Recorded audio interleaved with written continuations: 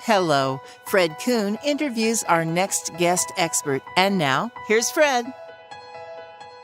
My guest today is Susan Savitt and Lisa Barrington. And what a team. This is a legal question. It's tough, and I'm sure you, Susan, have many examples of this. So let me ask the question. If my company or any mid-cap to large company has a mandatory binding arbitration agreement policy so that when employees come in, they're required to sign as part of the application or acceptance process, what happens there, and are they really bound to it? Are there exceptions to it? Tell me about the importance of this area. Generally, if you have a meeting of the minds and both sides know what they've signed, you will have a binding contract. But different courts, again, have interpreted it differently. The federal courts are more inclined to send things to a binding arbitration situation. The state courts, for some reason, are less willing to do that. So it may, again, depend on your jurisdiction. What the binding arbitration thing does is really take the person out of court. You go to an arbitration. There's less discovery. There's less time. There's usually no appeal. So you've given up a lot of rights if you signed a binding arbitration agreement for employment issues. The EOC, however, has said that we are not going to be bound by that agreement. That case has been litigated. And what the situation is currently is that even if the employee gave its rights up, the EOC can take up that same issue, the same charge, bring the case to court by the EOC being the plaintiff. So the case will say EEOC versus XYZ company. And they can ask for specific relief for the employee who came to them to begin with. So the person can file a charge. They can't pursue the charge, but the EOC can take up the charge and run with it. Again, arbitration is going to take away a lot of rights to discovery, going to take away rights to an appeal. You're going to be in front of an individual who very often shows up over and over again. So the corporate attorneys are going to be familiar with that arbitrator as opposed to the individual. So while it's going to be cheaper, it's going to take less time. The individuals very often don't want to go down that road. So what happens, just from a point of view of the human side of this, Susan? I come into the company, they want me to sign. Am I required to sign this mandatory arbitration binding agreement? Well, that's an interesting question, and it might depend on whether there's a union involved or what the state is saying about it. But probably you're not going to keep your job if you don't sign it. Or they won't offer you one, right? That's right. Can they make you sign one of these after you're already employed, or is this a precondition of employment? It's done both ways, so that if you change a condition of employment, very often you have to have some benefit involved. Let's assume you give them a new title, you give them a raise, you give them a new location, a new desk, something like that, and you may change the terms and conditions of employment at that point and then put the thing into effect. So, Susan, what happens if after the fact they put a policy in place and they say for all current employees, you are now, as a condition of employment, and we're an at-will employer, you are now subject to this policy, and, of course, going forward, all new hires will be subject. What happens to the current employees if there's no benefit offered in exchange and they don't sign the agreement? Well, the benefit is that you continue your employment. So essentially, you can force them to abide by it, even if they haven't signed it. And let's assume it's a published policy, and you're given the right to stay or not stay. If you agree to stay under these new rules and regulations, then you basically have accepted the policy. It's an implied acceptance. It's implied, but it's also the benefit is your job. Courts may not agree with me always, but there's a good chance that that arbitration agreement is going to be in effect. As I understand it, Susan, you won a lot of cases. I have, but I'm not always right. Oh, so, Fred, I would add from a HR perspective, here's the thing. Arbitration agreements and binding arbitration agreement policies are put in place by companies because it benefits the company.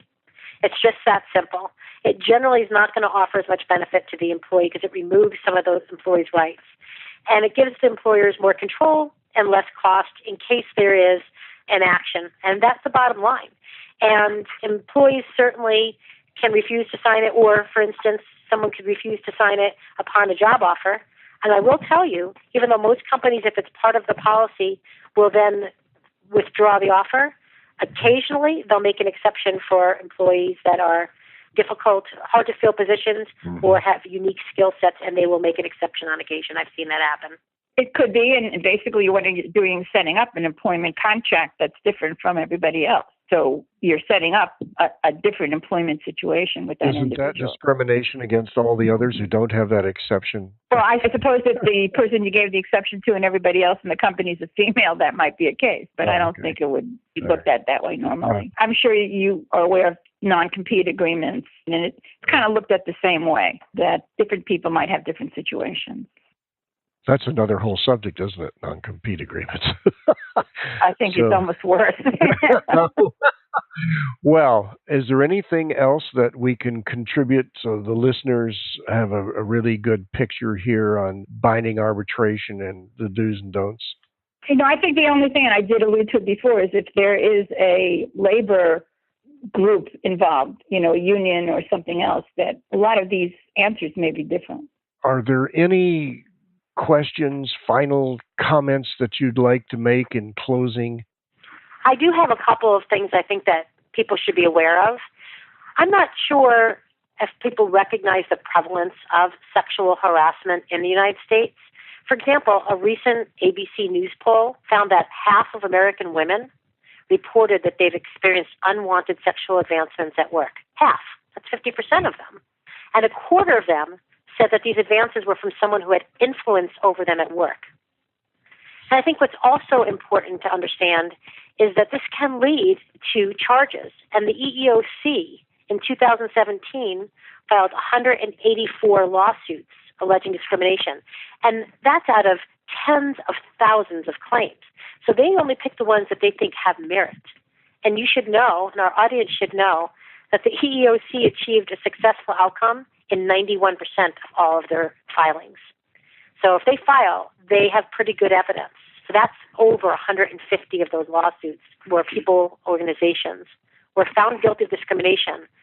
And it could be as simple as they just have to rehire that person and give them back wages, but it could be much more complex, including class actions, which many of those were, by the way, about 30, or it could also include punitive damages, which could be quite high.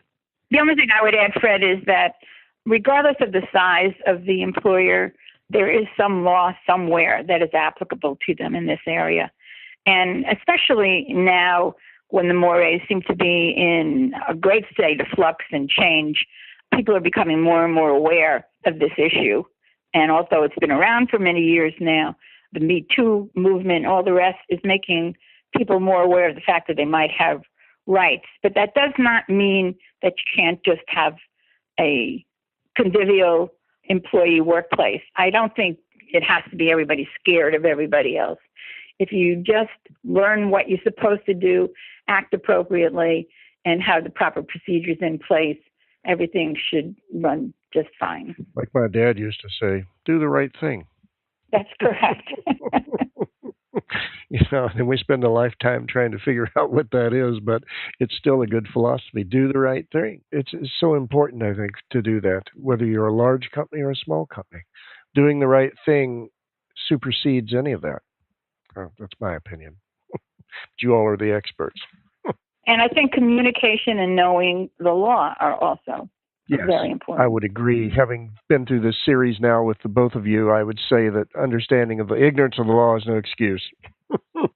Well, I'd like to thank Lisa Barrington and Susan Savitt, contributors to this section of Women in the Workplace. It's been a delightful series. Thank you both very much. Thank you for visiting with us. We welcome your comments and suggestions and look forward to having you join us soon at Workplace Strategies.